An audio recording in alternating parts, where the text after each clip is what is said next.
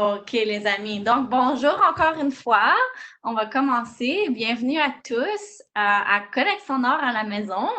Aujourd'hui, on est de retour avec notre amie Laurie, qui est astrophysicienne. Et aujourd'hui, on va parler des trous noirs et d'autres objets célestes extrêmes. Donc, sans plus Oui, tarder, je passe la parole à Laurie et je vous souhaite à tous de passer un beau moment. merci Anne-Marie. Bonjour tout le monde. Moi, c'est Laurie. Je pense qu'il y en a quelques-uns qui m'ont déjà entendu parler à Connexion Nord. Je suis astronome et je vis à Hawaï. Et donc, pour moi, il est 9 heures du matin ici. Je ne sais pas quelle heure il est pour vous partout au Canada. Mais j'ai mon café avec moi et je commence ma journée avec vous. Puis je vous ai préparé une présentation c'est une nouvelle présentation pour moi, mais que j'ai fait parce que j'adore les objets extrêmes de l'univers. Puis j'espère que ça va vous faire découvrir des choses que vous ne connaissiez pas avant. Puis que ça va aussi vous faire imaginer des choses extrêmes qu'on ne peut pas vraiment voir sur Terre, mais qu'on peut observer dans l'univers. Puis, c'est ça, moi, je suis astronome, donc je travaille pour un télescope ici à Hawaï, le télescope Canada-France-Hawaï. Je vais commencer mon partage d'écran. Voilà. Et on va commencer tout de suite. J'ai des tonnes et des tonnes de vidéos pour vous. Donc, on va parler de choses de trucs extrêmes et aussi étranges. Et là, j'ai mis une photo d'artistes. Il y a beaucoup de mélange dans ma présentation entre des photos d'artistes, des vidéos faites par des artistes et des observations réelles faites avec des télescopes. Puis c'est important de pouvoir justement recréer ces images-là parce que souvent avec les télescopes, on ne peut pas voir autant de détails. Par contre, les scientifiques, avec leur méthode scientifique, ils peuvent, avec les images des télescopes, avoir une meilleure idée de qu'est-ce que c'est que ces objets-là qu'il y a autour de nous dans l'espace. Puis après ça, les artistes peuvent faire des dessins de ce que ça doit ressembler. Donc, on va commencer. Voilà. Je vais commencer quand même par vous montrer une vidéo qui est prise au-dessus de la montagne ici à Hawaï, le Mauna Kea. C'est une vidéo qui montre le ciel de la nuit avec les étoiles qui tournent. Puis on voit d'ailleurs les nuages là, qui sont en bas de la montagne. C'est une montagne qui est très haute et elle est la plupart du temps au-dessus des nuages. Puis là, on voit les étoiles autour de nous qui tournent à cause que la Terre tourne sur elle-même. Et puis, ça, c'est les étoiles qu'on voit à l'œil nu. C'est des étoiles des étoiles qui sont très proches de nous, qui sont dans notre galaxie, la Voie lactée.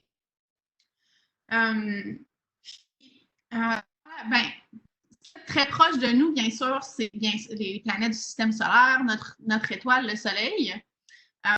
Mais pour vraiment commencer à voir des choses là, un peu plus extrêmes, étranges, il faut un peu aller plus loin. Fait que là, on va aujourd'hui quitter un peu le système solaire. Je vais avancer cette merveilleuse vidéo ici qui montre un peu les distances et les tailles des différents objets dans le système solaire. Là, on vient de voir la planète Jupiter, on va voir Saturne.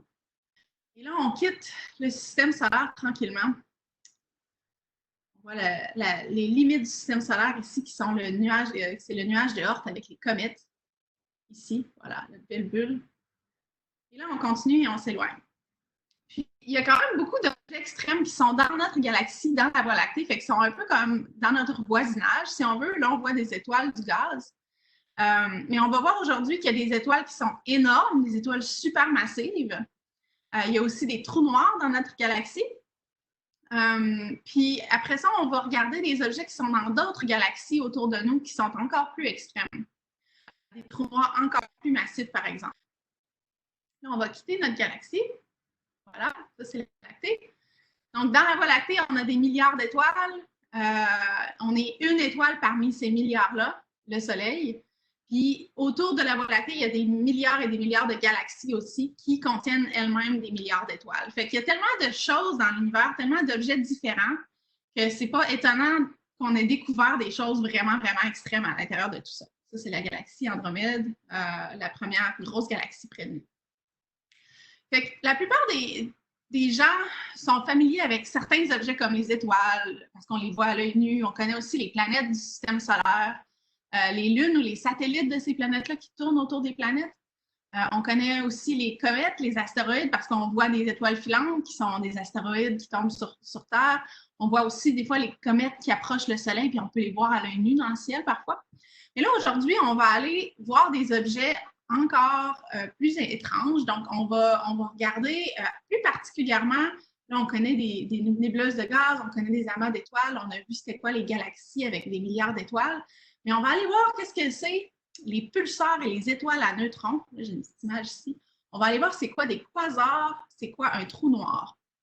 Et ça, c'est tous des objets qui sont dans les galaxies autour de nous, mais ils sont très rares. Mais il y en a quand même plusieurs. Parce que justement, il y a des milliards d'étoiles. Même s'il y a même s'il n'y en a pas beaucoup d'objets comme ça, il y a tellement d'étoiles qu'il finit toujours par y avoir un ou deux trous noirs par-ci, par-là, et des étoiles à neutrons, puis des quasars aussi. Et là, pour vous donner une idée de où est-ce qu'on s'en va, parce qu'on va parler beaucoup des étoiles massives aujourd'hui. Là, je vous mets une petite image d'une étoile super géante bleue, qui est une étoile énorme, beaucoup plus massive que le Soleil. Fait que, ici, on a à côté de la taille de l'étoile super géante bleue, on a le Soleil qui est la petite bille jaune juste ici. Puis on a les orbites des planètes de Mercure, l'orbite de Vénus, l'orbite de la Terre, l'orbite de Mars et l'orbite de Jupiter. Vraiment des grandes distances. Là. Si je vous donne un chiffre, là, pour vous donner une idée, là, la distance entre le Soleil et la Terre, c'est 150 millions de kilomètres. Donc, la distance entre la petite bille jaune et le troisième anneau, c'est 150 millions de kilomètres. Fait que cette étoile-là, elle fait facilement là, 5 à 6 fois 150 millions de kilomètres. Elle est énorme. Donc, il y a beaucoup d'objets comme ça autour de nous. Et puis, c'est surtout ces objets-là qui vont nous intéresser aujourd'hui.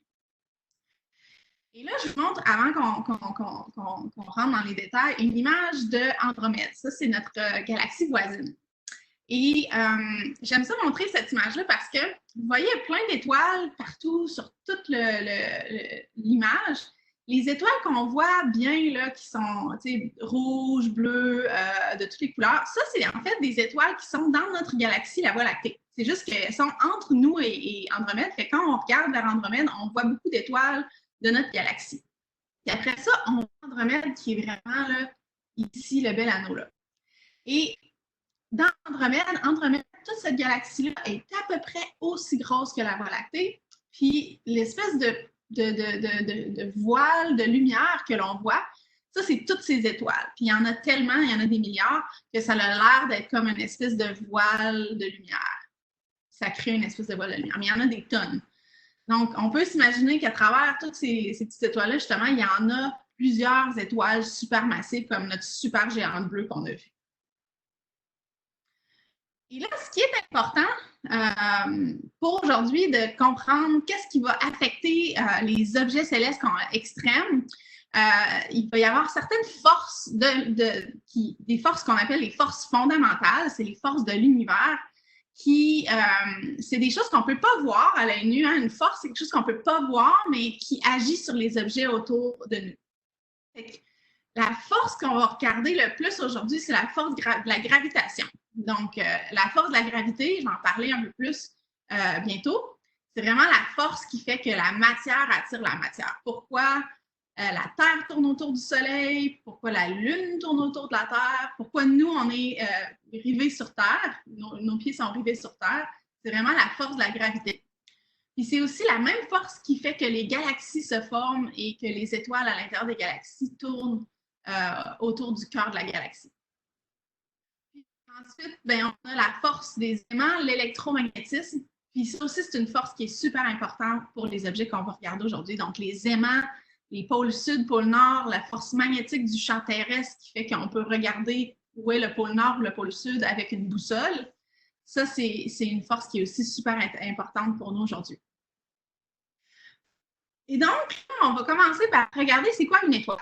Ça, c'est une image du Soleil. On voit le Soleil ici avec, ça c'est la planète Mercure en fait, qui est parfois juste devant. Là, on peut voir une éclipse de Mercure. Et je vous montre cette image-là parce qu'une étoile, c'est en fait une grosse boule de gaz. Puis, c'est une grosse boule de gaz, mais pas simplement une boule de gaz parce qu'à l'intérieur, là, au centre du Soleil, on parle d'une température de millions de degrés Celsius. C'est super, super chaud. Puis à cause que c'est chaud comme ça, il y a des réactions qu'on appelle des réactions thermonucléaires ou des réactions de fusion.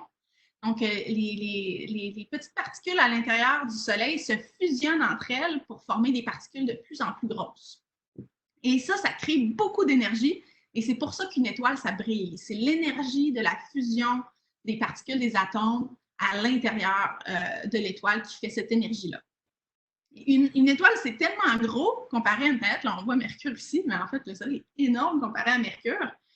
Mais c'est à cause de la force de la gravité, donc la force de la gravité qui comprime le Soleil sur lui-même. Donc, vraiment, ça compresse toute la matière vers son centre, puis c'est ça qui fait que, en fait, l'étoile est super chaude, puis que ça permet les réactions de fusion des atomes. Et ça, c'est vrai pour toutes les étoiles.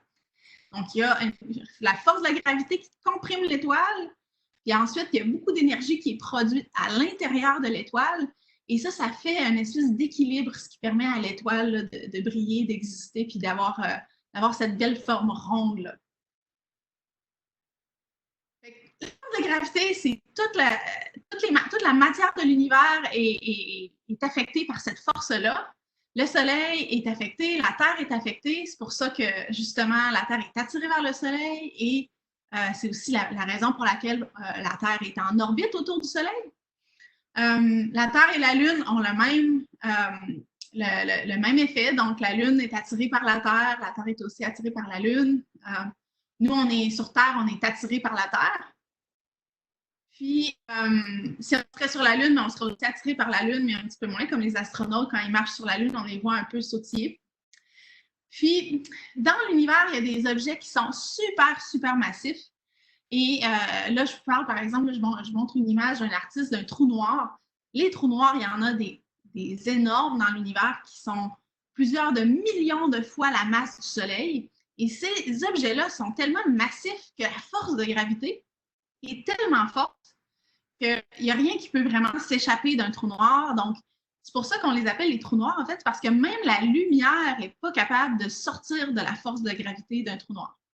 Donc, la force est tellement intense que tout reste à l'intérieur. Et, on les appelle les trous noirs parce qu'ils ne produisent pas de lumière. Il n'y a aucune lumière qui s'échappe d'un trou noir. Et là, je dis aucune lumière, mais c'est à peu près vrai, presque tout le temps vrai. Et on va voir un peu quel genre de lumière on peut voir autour des trous noirs aujourd'hui. Et ce qui est important, en fait, quand on essaie de comprendre comment ça fonctionne, la gravité, la force de la gravité, pourquoi la matière attire la matière, c'est que c'est aussi important de parler de la densité. Là, je vous explique c'est quoi la densité, parce qu'on va voir différents objets aujourd'hui qui ont différentes densités. Fait que souvent, les gens sont habitués par penser qu'on parle de densité de la population, par exemple. Si vous vivez dans une ville où il y a beaucoup de gens, il y a souvent plusieurs personnes qui vivent à l'intérieur du même kilomètre carré, comme on le voit sur l'image ici. Alors que si vous vivez dans un village ou une ville plus éloignée, il y a peut-être moins de gens qui vivent à l'intérieur d'un kilomètre carré. Donc, la densité de population peut être élevée ou plus faible. Puis ça, c'est la même chose pour la matière dans l'univers. Donc, on peut avoir, par exemple, là, je prends un exemple d'une roche. Si on prend une loupe et on regarde à l'intérieur d'une roche, qu'est-ce qu'il y a? Il y a plein de petits atomes comme ça. Et chacun de ces atomes-là peuvent être plus près ou loin les uns des autres. Et une façon bien simple de s'imaginer c'est quoi deux objets qui ont des densités différentes, c'est comme, par exemple, si on prendrait des boules de styromousse. Je ne sais pas si vous avez déjà joué avec des boules de styromousse, mais c'est super léger. Puis, si on compare, par exemple, une boule de styromousse avec une boule de bowling, la boule de bowling est à peu près la même grosseur, mais elle est beaucoup plus lourde, elle est beaucoup plus dense, en fait. Donc, la densité, c'est vraiment pour deux objets qui ont à peu près la même taille. S'il y en a un qui est beaucoup plus lourd, c'est parce qu'il est beaucoup plus dense. Il y a beaucoup plus d'atomes qui sont collés les uns sur les autres, puis qui font que l'objet est très, très lourd. Et dans l'univers aussi, il y a des objets qui ont à peu près la même taille, mais il y en a qui sont beaucoup plus lourds, beaucoup plus denses. Et là, on va voir plein d'objets différents aujourd'hui. Puis en fait, chacun des objets qu'on va voir est dû à l'histoire de vie des étoiles. Donc, les étoiles, on connaît bien le Soleil, là, mais les étoiles, il y en a de toutes les sortes. Là, je vais vous montrer un exemple d'une super géante bleue dans une des diapositives précédentes. Mais en fait, tous les objets qu'on observe, c'est des différentes phases de la vie d'une étoile. Et une étoile va évoluer, va changer au cours de sa vie en fonction de c'est quoi sa taille, sa masse initiale. Donc, quand elle est née, cette étoile-là, après être passée de la phase de naissance de l'étoile qu'on appelle la proto-étoile, donc quand elle se forme avec le gaz, mais quelle est sa masse? Puis là, si on a des étoiles petites qui sont moins grosses que le Soleil, elles vont vraiment vivre longtemps, des milliards d'années, puis éventuellement, elles vont se transformer en ce qu'on appelle une naine. Si on a une étoile qui est à peu près la taille du Soleil, bien, éventuellement, après une couple de milliards d'années, cette étoile-là va se transformer en géante rouge, en super géante rouge, puis plus tard, elle va devenir une nébuleuse planétaire. Puis quand elle va vraiment terminer de brûler son carburant, quand elle va terminer de faire les réactions de fusion des atomes dans son cœur, qui produisent beaucoup de lumière, elle va devenir une naine blanche. Et si on passe dans les étoiles plus massives, les étoiles supermassives qui nous intéressent aujourd'hui, on parle des étoiles qui sont à 8 fois plus grosses que le Soleil, 25 fois plus grosses que le Soleil. Là, on va avoir des phases là, de super géantes bleues, de super géantes. Puis à la fin, quand elles finissent de faire leur réaction de fusion, ces étoiles-là explosent en supernova, puis vont parfois former après l'explosion des étoiles à neutrons et des trous noirs. Et là, tous ces objets-là, ben, ils ont différentes tailles et différentes densités. Donc, il y en a des objets qui sont super denses. Là, quand on parle d'un trou noir, c'est vraiment la chose la plus dense qu'il y a dans l'univers, parce qu'un trou noir, c'est infiniment petit et ça contient énormément de matière. Donc, c'est dans une toute petite quantité d'espace. Il y a beaucoup, beaucoup de matière qui est condensée, concentrée là. C'est super dense. Ensuite, l'étoile à neutrons vient tout de suite après. La naine blanche, qui est la fin de vie de notre Soleil, par exemple, elle aussi, elle vient juste après. Ensuite, les étoiles normales, les géantes sont un petit peu moins denses que les étoiles normales parce que c'est la même étoile qui a gonflé, qui est devenue plus volumineuse. Donc, pour une plus grosse boule de gaz, on a la même masse. Ensuite, on peut penser à la Terre. La Terre qui est une planète, fait que la Terre est moins dense qu'une étoile. Et puis, éventuellement, ben, il y a du gaz dans les galaxies qui est vraiment très peu dense. Puis c'est ce gaz-là qui forme les étoiles, mais il y en a tellement que c'est correct. C'est très, très, très peu dense, mais éventuellement, il se condense avec la gravité pour former des étoiles.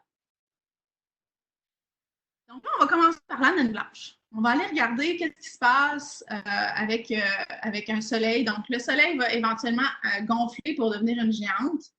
Pourquoi le soleil gonfle? C'est parce que présentement, il est en train de fusionner des atomes. Il est en train de fusionner des atomes d'hydrogène. Et plus tard dans sa vie, il va fusionner des atomes plus lourds, des atomes d'hélium, un autre gaz. Puis ça va le faire gonfler. Et quand il va gonfler, en fait, il va devenir aussi gros que l'orbite terrestre. Donc, même la Terre va être englobée à l'intérieur de la géante rouge quand le Soleil va gonfler. Mais ça va prendre encore à peu près 5 milliards d'années. Fait qu'on a encore pas mal de temps à vivre dans le système solaire sans être dérangé par ça. Et puis, éventuellement, l'étoile va mourir, entre guillemets. Là.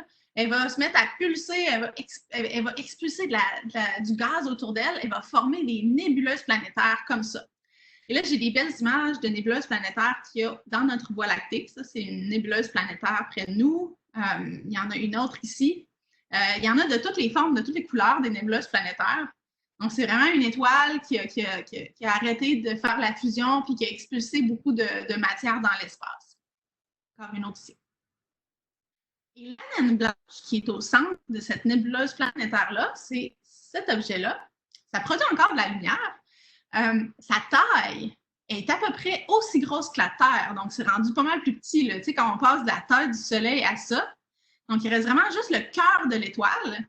Et c'est aussi super dense parce que justement, c'était au centre du cœur de l'étoile quand elle était en vie. Et puis, c'est vraiment, vraiment très petit.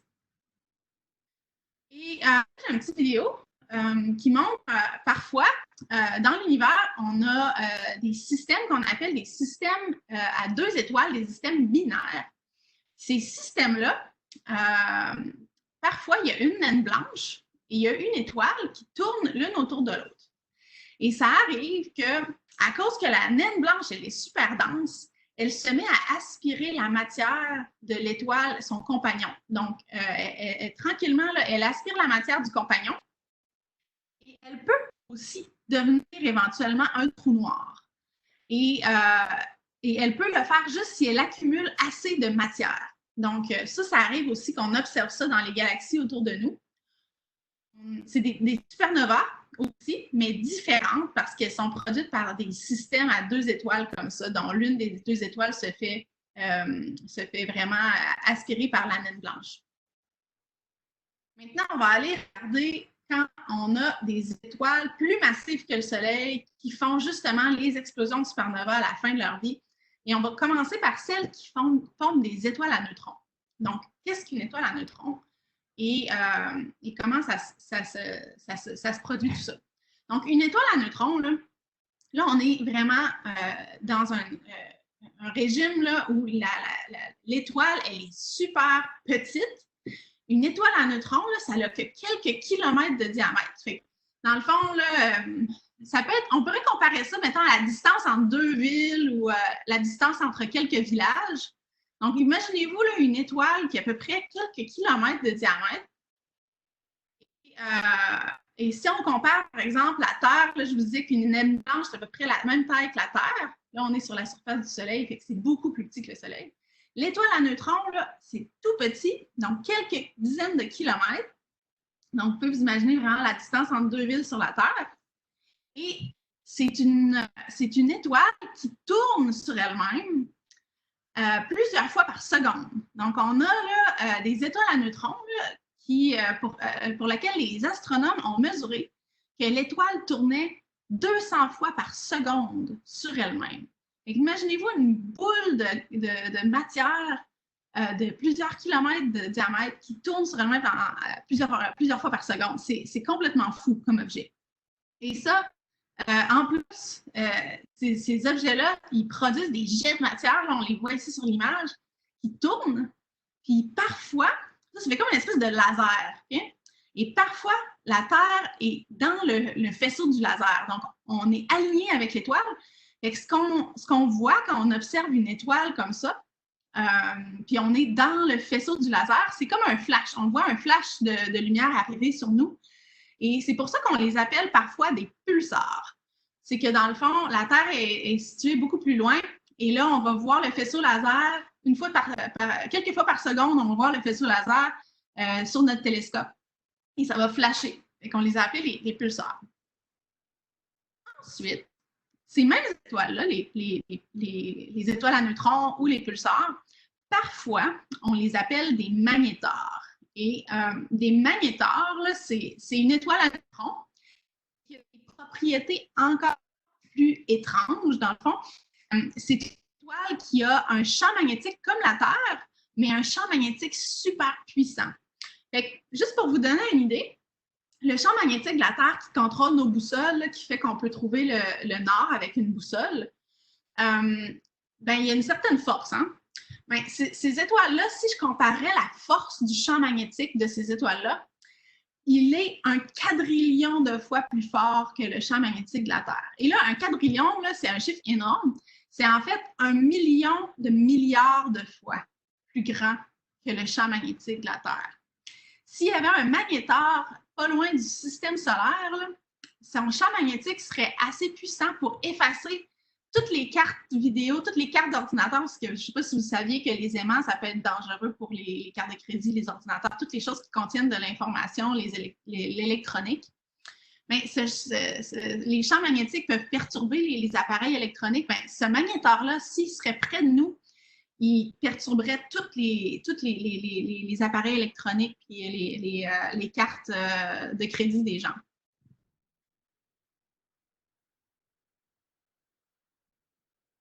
Et là, j'ai une autre petite vidéo justement qui va nous montrer, là on zoome vers justement une étoile à neutrons. Et donc là, on peut voir ici, c'est ça, une étoile à neutrons. Puis ce qui est intéressant, puis là, je vous parlais de la densité. Là, si on mettait une étoile à neutrons comme ça, qu'on prendrait juste une cuillère à soupe du contenu de l'étoile, bien, juste ce qui serait contenu dans une cuillère à soupe, ça serait plus lourd que le poids d'une montagne sur Terre. Une cuillère à soupe d'étoiles à neutrons, c'est aussi massif et aussi lourd qu'une montagne. Et là, on va aller voir nos trous noirs. Là, je parle beaucoup de trous noirs aujourd'hui. J'ai vraiment beaucoup de vidéos qui parlent de trous noirs. Donc là, on passe aux étoiles supermassives. Donc, les étoiles là, qui sont 25 fois plus gros que le Soleil, ils vont passer dans des phases de géantes, ils vont exploser en supernova, ils vont devenir un trou noir. Et juste avant de devenir des supergéantes, parfois, les étoiles massives ont des phases qu'on appelle des phases de vent, des vents stellaires. Donc, elles expulsent de la matière. Et ça, c'est quelques images qu'on a dans la Voie lactée d'étoiles qui sont en train de projeter de la matière avec leur vent intense. Et on les appelle des étoiles Wolf-Rayet parce qu'elles ont été découvertes par deux astronomes, M. Wolf et M. Rayet. Et c'est une image d'une des étoiles Wolf-Rayet les plus connues, qui s'appelle Bételgeuse. Et on en a entendu parler dans les nouvelles il n'y a pas longtemps. C'est l'étoile rouge dans la constellation d'Orion. Ici, si jamais vous allez observer Orion dehors, c'est cette étoile-là.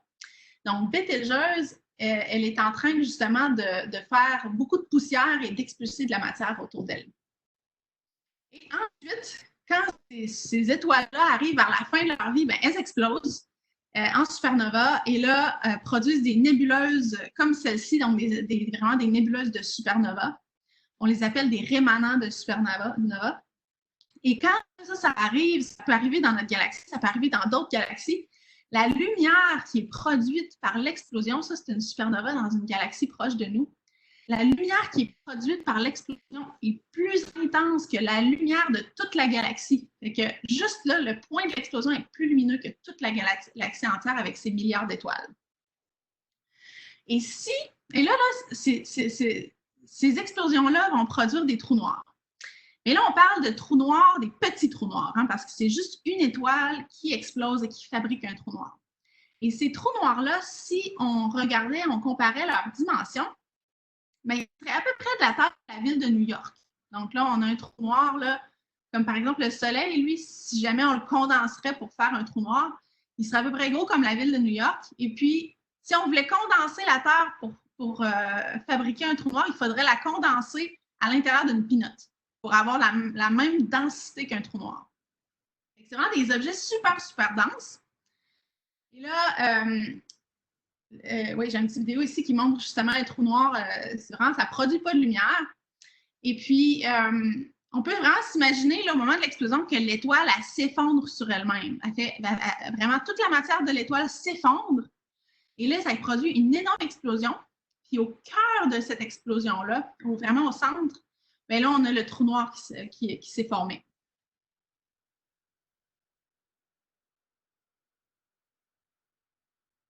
Et ça, c'est des petits trous noirs, donc des trous noirs de quelques kilomètres de diamètre. Et ça, bien, il y en a plusieurs dans les galaxies. Des explosions de supernova, il y en a à peu près à toutes les 100 ans dans chacune des galaxies autour de nous, dans la Voie lactée aussi. Il y en a des explosions de supernova. Par contre, ben, c'est ça, c'est des petits trous noirs et ce n'est pas les plus gros trous noirs qu'on observe dans l'univers. Des trous noirs, il y en a des beaucoup plus massifs que ça. Et là, on va essayer de s'imaginer justement à quoi ça a l'air un trou noir. Donc, souvent, les gens s'imaginent un trou noir comme, là, ici, on voit une image d'artiste de deux trous noirs qui seraient en rotation l'un autour de l'autre. On voit souvent des images comme ça de trous noirs faits par des artistes, mais en fait, la façon la plus réaliste de s'imaginer à quoi ça ressemble un trou noir, si on pouvait le voir de près, ça serait quelque chose comme ça. Donc, une boule vraiment sombre, puis ensuite, on a la lumière qui est autour, qui est tordue par la force de gravité qui vraiment change la structure de l'espace autour du trou noir. Donc, vraiment, c'est vraiment un objet super étrange. Le trou noir, comme je vous disais, il est super massif, et ce qui fait que la lumière qui est à l'intérieur du trou noir ne peut pas s'échapper de la force de gravité du trou noir. Par contre, autour du trou noir, on peut voir de la lumière. On peut voir de la lumière qui provient de disques de matière qui tournent autour du trou noir.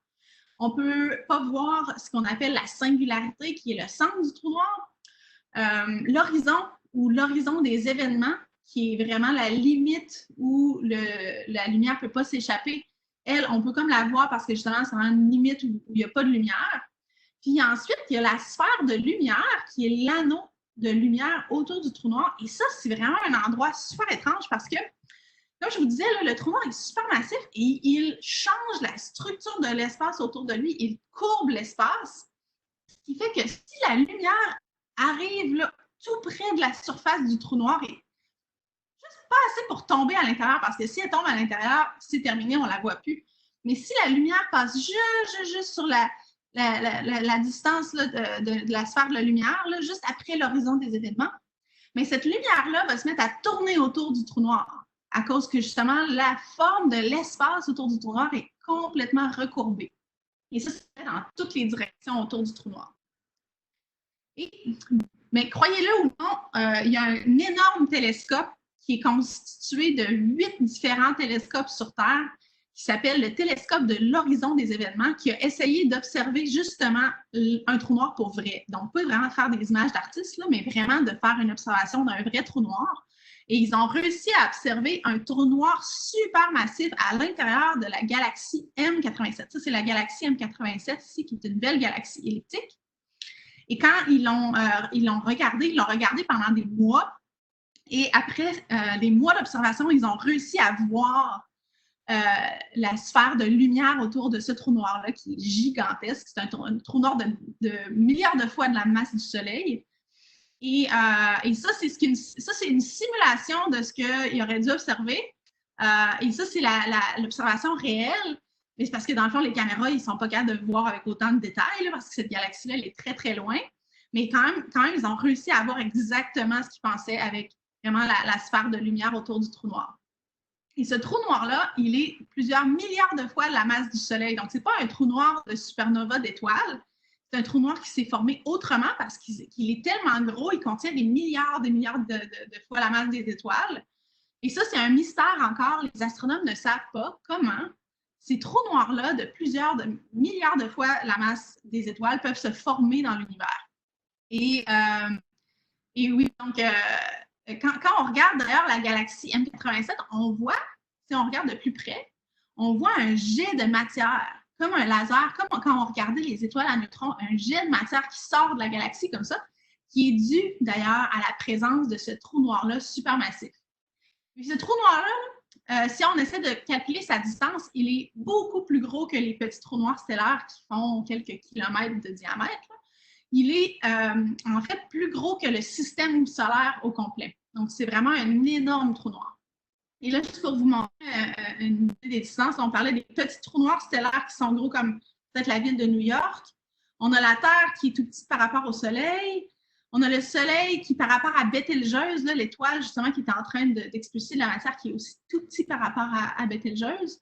Si on comparerait Bételgeuse à la taille de ce trou noir-là, elle serait aussi très petite par rapport à la taille du trou noir supermassif au centre de la galaxie M87.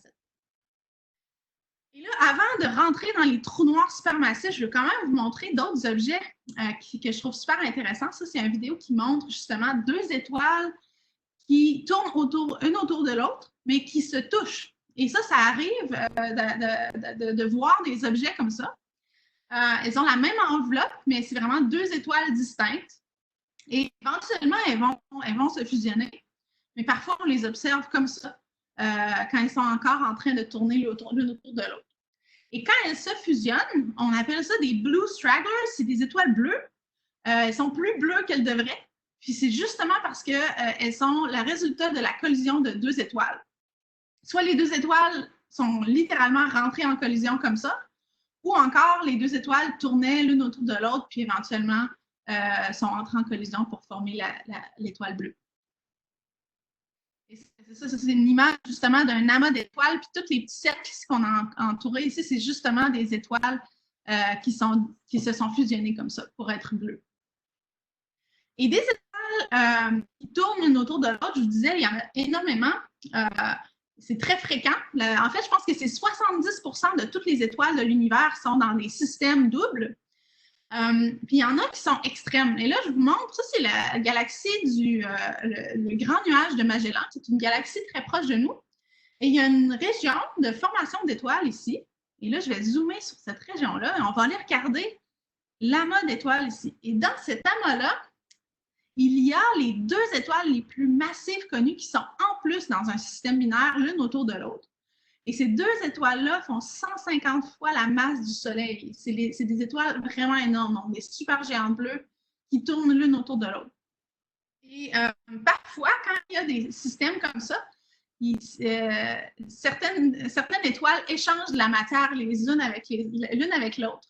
Et là, on voit une petite vidéo qui montre un peu comment cet échange de matière-là peut arriver.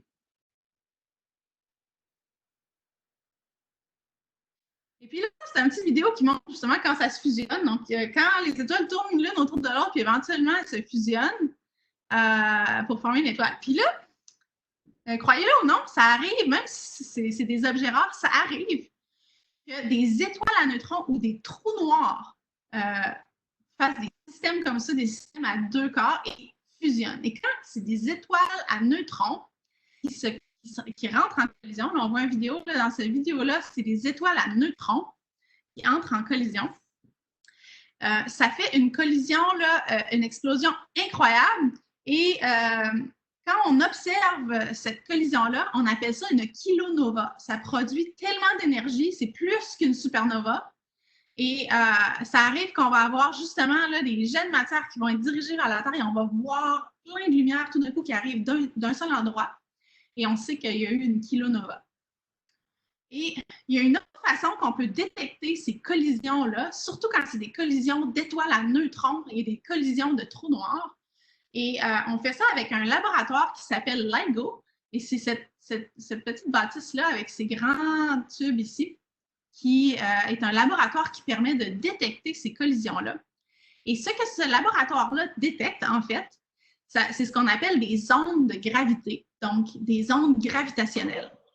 J'espère que vous pouvez l'entendre, c'est un petit vidéo et c'est un enregistrement, en fait, du son, parce qu'on peut transformer les ondes gravitationnelles en ondes sonores et on peut entendre le son d'une collision de 2 trous noirs.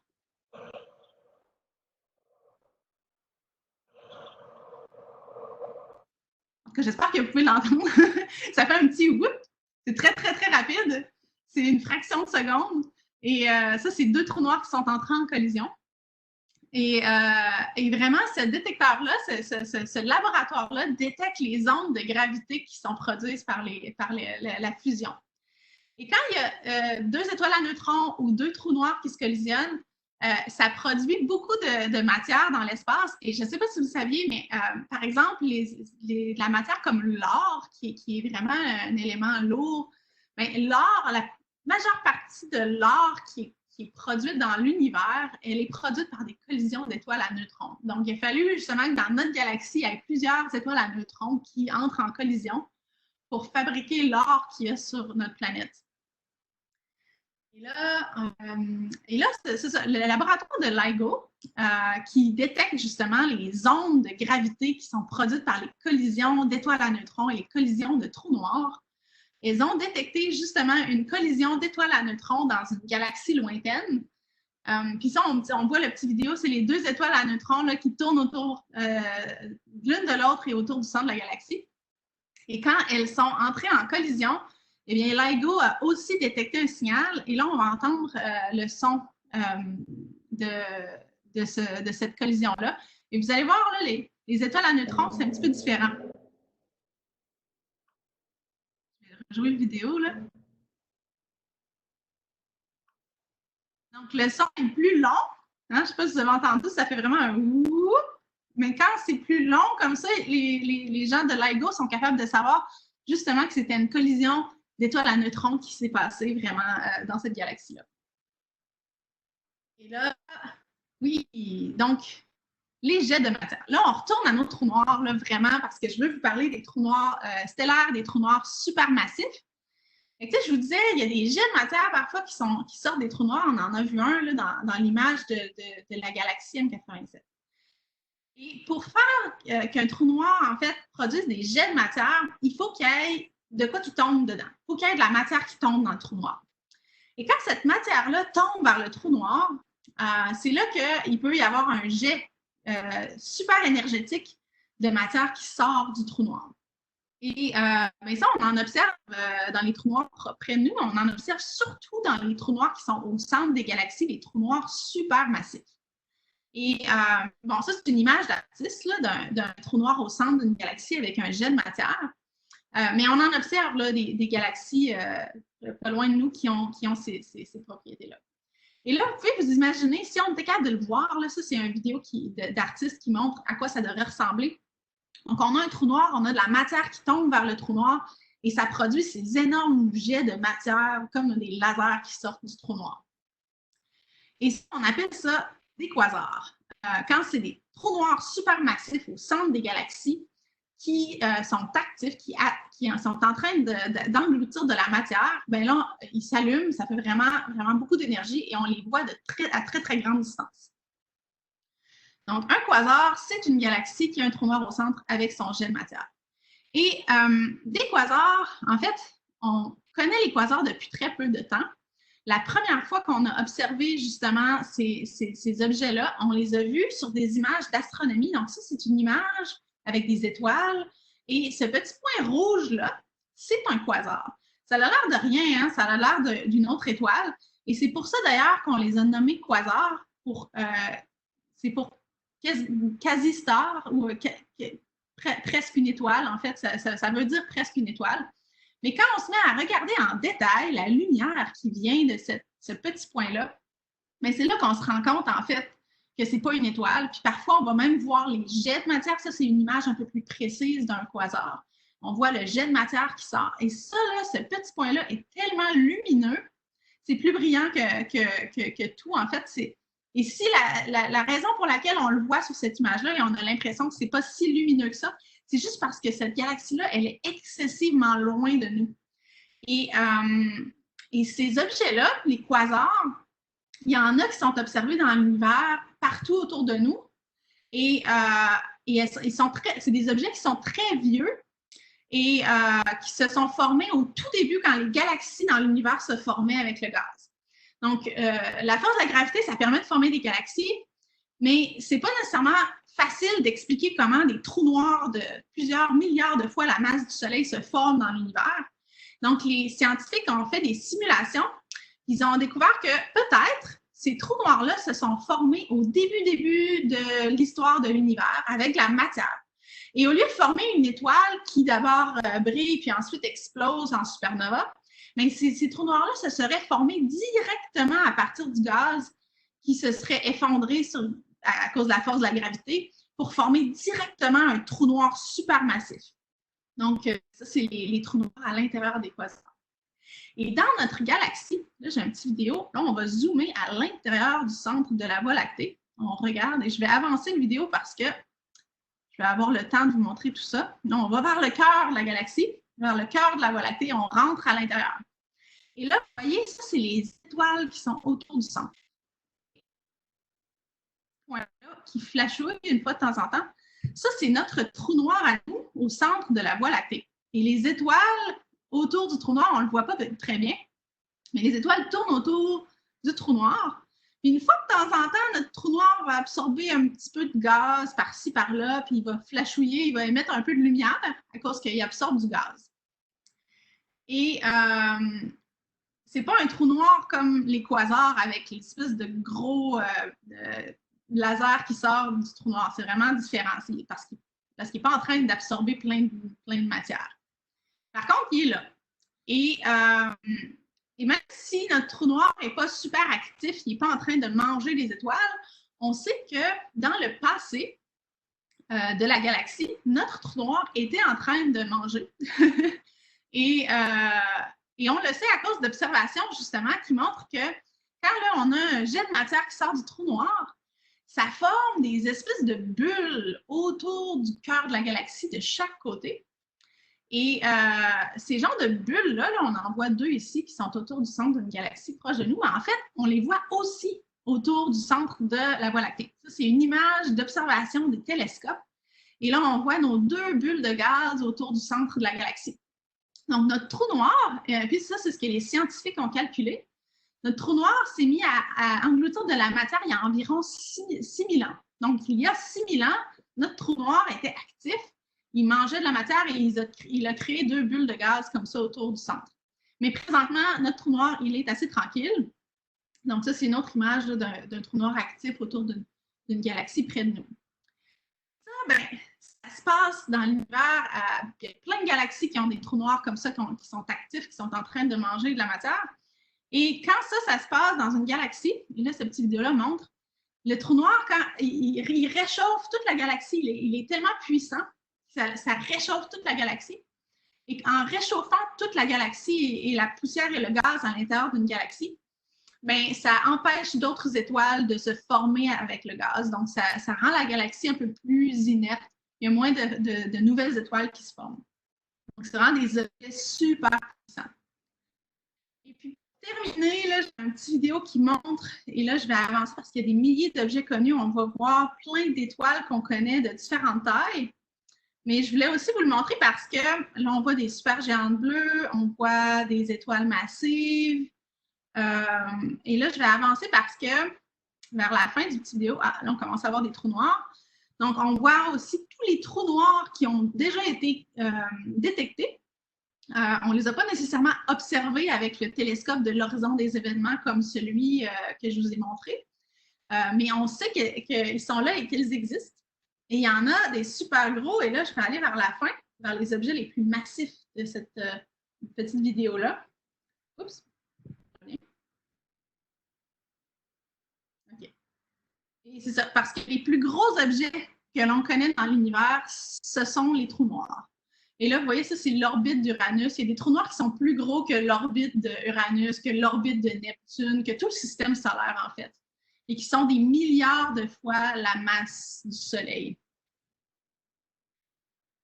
Et là, je pense qu'on a eu quand même plusieurs différents objets aujourd'hui. On a vu c'était quoi les étoiles à neutrons, les magnétars, on a vu les trous noirs d'étoiles, les collisions d'étoiles à neutrons, on a vu les supernovas, puis éventuellement les quasars. J'espère que ça vous a donné le goût d'observer puis de regarder un peu autour dans l'univers, qu'est-ce qu'il y a autour de nous. Puis je vais prendre vos questions. J'espère qu'il y en a des tonnes. Arrêtez le partage d'écran. Super, merci beaucoup Laurie. Wow, c'était vraiment excellent comme présentation. Super impressionnant, toutes ces choses-là. Moi, je sais que j'en apprends toujours tellement durant ces présentations. Puis c'est toujours, c'est toujours très fascinant. Donc oui, si vous avez des questions, vous pouvez nous les écrire dans le chat. On va vous laisser un petit moment pour écrire sur les trous noirs, tous les autres objets. Si vous avez des questions pour Laurie, puis ce qu'elle fait, elle, tous les jours dans son travail.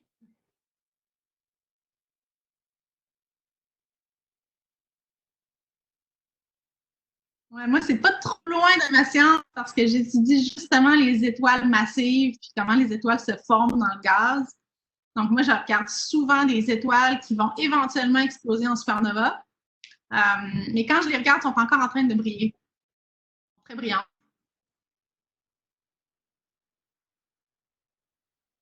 Cool, excellent. Donc, il y a Marc-André et Olivier qui veulent savoir, est-ce que les objets peuvent sortir d'un trou noir? Oui, c'est ça. Dans le fond, un trou noir, là, c'est vraiment... tu sais, il y a quand même des gens qui essaient de penser, là, qu'est-ce que c'est un trou noir? Est-ce qu'on peut appeler ça un objet? Parce qu'un trou noir, tu sais, la dimension, je vous disais, tu sais, ça a plusieurs kilomètres de distance ou ça peut être aussi gros que le système solaire. Mais ça, c'est juste la dimension de l'horizon des événements, l'endroit où la lumière comme peut plus ressortir du trou noir. Mais le trou noir en tant que tel n'a pas vraiment une taille. Tu sais, si on essayait de voir un objet, on ne pourrait pas parce que tout est inclus dans un point. C'est pour ça qu'on appelle ça une singularité.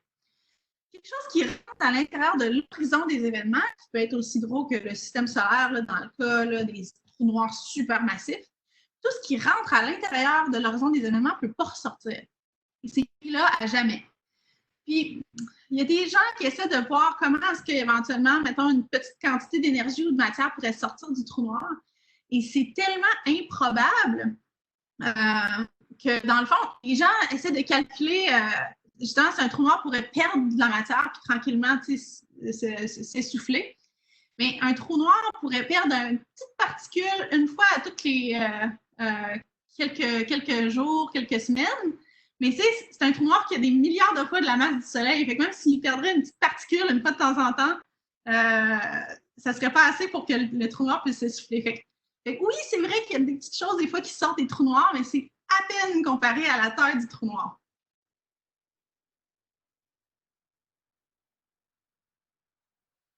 Wow, merci. Wenzel veut savoir, est-ce que tu as déjà vu une autre planète? Ouais, une autre planète. Est-ce que tu veux dire à l'extérieur du système solaire, j'imagine, une exoplanète? J'imagine que c'est ça la question. Ben, en fait, moi, j'étudie vraiment les étoiles massives, mais j'ai des collègues qui travaillent avec moi au télescope qui, eux, essaient de découvrir des nouvelles planètes.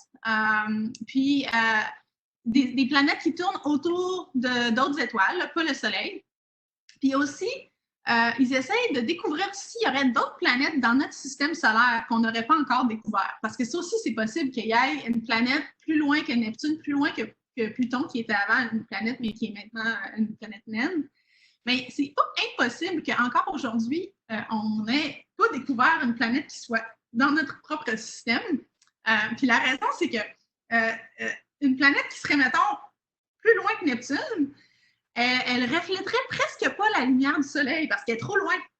Et ça prendrait un télescope là, de 30-40 mètres de diamètre avec un énorme miroir pour être capable de collecter assez de lumière pour pouvoir la détecter.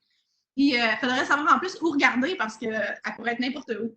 Fait il y a des gens qui regardent la trajectoire des comètes et des astéroïdes parce que ces gens-là se disent s'il y a une planète lointaine, bien, sa gravité va peut-être affecter les astéroïdes qui se promènent. Fait qu'en regardant les trajectoires des astéroïdes, ils pensent être capable de prédire la position d'une autre planète dans notre propre système. Fait que ça, c'est pour les planètes du système solaire, mais il y a aussi des gens qui regardent les autres étoiles pour en découvrir. Wow! Donc, Marc-André Olivier aussi voulait savoir, va-t-on peut-être un jour envoyer une caméra ou un satellite dans un trou noir?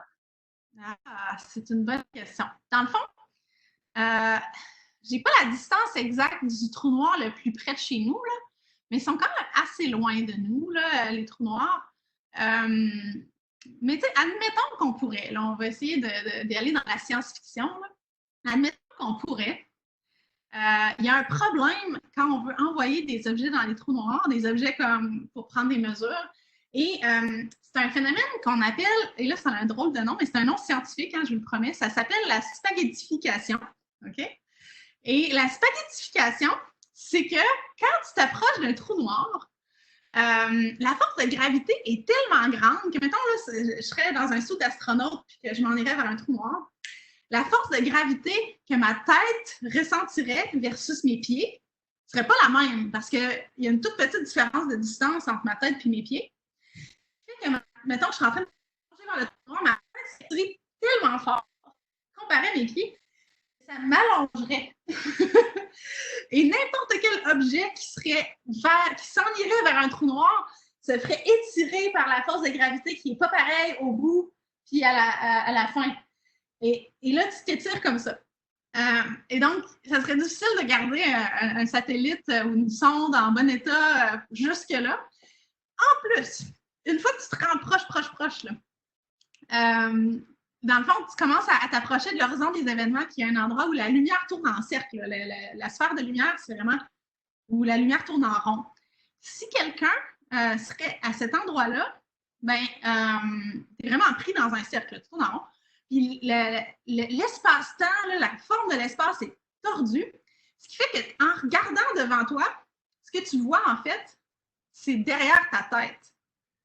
Donc, c'est vraiment étrange. Là. Tu pourrais t'imaginer, là, mettons, que tu serais dans la sphère de lumière, là, puis je m'en irais comme ça autour avec les autres photons de lumière, je verrais le derrière de ma tête.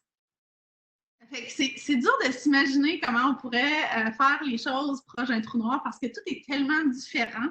Le temps aussi s'écoule pas de la même façon. L'espace n'a pas la même forme. La gravité, les différences de gravité sont énormes. Fait que c'est ça. Ça serait très difficile. Wow, c'est vraiment fou, ouais, à s'imaginer, à penser à ça. J'aime ça, ce mot-là, la spaghettification. Oui, Ah, c'est très scientifique quand c'est écrit comme ça. C'est un terme scientifique admis et accepté. c'est excellent, c'est excellent. Madame Jennifer nous pose une question. Elle veut savoir qu'est-ce qui t'a poussé à étudier ces phénomènes? C'était quoi ta motivation première? Ouais, mais c'est tellement mystérieux. Moi, là, d'ailleurs, c'est la même raison pourquoi je suis allée faire de la physique et l'astronomie. C'est comment est-ce que ça se fait que ça fonctionne comme ça? Parce que pour moi, c'est comme de la magie, mais c'est pas de la magie. Il y a vraiment une raison, les forces fondamentales de la physique qui expliquent pourquoi les objets bougent, pourquoi ça fonctionne comme ça. Mais pour moi, c'était vraiment comme si c'était de la magie. Même juste regarder comment la lumière fonctionne. Pour ceux qui étaient là quand j'ai fait ma présentation sur les différentes propriétés de la lumière, les propriétés des objets dans l'espace, tout ça, pour moi, ça semble tellement magique qu'il faut absolument que je comprenne. La seule façon de comprendre, c'est de passer au travers tout ça, de les étudier, d'étudier la physique, d'étudier les forces fondamentales. Super, merci. Puis je suis sûre qu'il y en a toujours beaucoup plus à apprendre aussi, à tous les jours. Faut quand même que je mentionne que mon père était un gros fan de Star Trek puis que j'écoutais un peu Star Trek, même s'il écoutait en anglais, j'essayais de l'écouter avec lui. À cette époque-là, je comprenais pas bien l'anglais, là, mais c'est pas grave, j'écoutais les épisodes quand même. C'est super, excellent. OK, puis il y avait, je pense qu'on a le temps pour une dernière question. Donc, il y avait Samuel aussi qui voulait savoir, il y a combien de trous noirs qui ont été détectés? Puis je sais qu'on en a parlé aussi, mais juste un tout petit rappel pour Ariel de comment se forme un trou noir. Ouais. Fait qu'un trou noir, là, les trous noirs stellaires, là, c'est quand il y a l'explosion de supernova, puis là, l'étoile s'effondre sur elle-même, puis ça forme. À un moment donné, là, la densité devient tellement intense que là, ça forme le trou noir. C'est instantané. Quand le trou noir est formé, il ne peut plus ne plus exister. Comme on disait, il n'y a rien qui sort du trou noir. Donc, une fois que tu as atteint la bonne densité, le trou noir est là, existe. Donc, c'est au moment de l'explosion de l'étoile. Puis, ta deuxième question, c'était? Il y a combien de trous noirs qui ont été détectés? Donc, là, dans le fond, il y en a des centaines. Surtout dans le centre des galaxies, ils sont plus faciles à détecter, les trous noirs supermassifs au cœur des galaxies. Mais aussi avec le télescope LIGO, l'espèce de truc avec les grands bras, ils ont détecté des collisions. Fait qu'on les a pas vues, mais on sait qu'ils ont entré en collision et on en a vu je crois qu'ils sont rendus à 40 collisions de trous noirs détectés. Donc, c'est des collisions en plus, fait que c'est des trous noirs binaires qui se sont fusionnés. Une quarantaine de ces collisions-là. Wow, super, impressionnant. Bon, mais malheureusement, je pense que c'est tout le temps qu'on a pour aujourd'hui, les amis. Merci énormément, Laurie, pour tout ce que tu as partagé avec nous aujourd'hui. Merci à vous tous qui sommes venus passer un moment avec nous aujourd'hui. Ça m'a fait plaisir de vous voir. Et puis, si vous avez aimé ça, on va revoir Laurie encore une fois dans les semaines prochaines. Et n'oubliez pas, c'est ça, de visiter notre site web puis de venir assister à nos prochains ateliers. Sinon, merci encore, Laurie, et je vous souhaite à tous une bonne fin de journée. Oui, merci tout le monde. Bye, à la prochaine.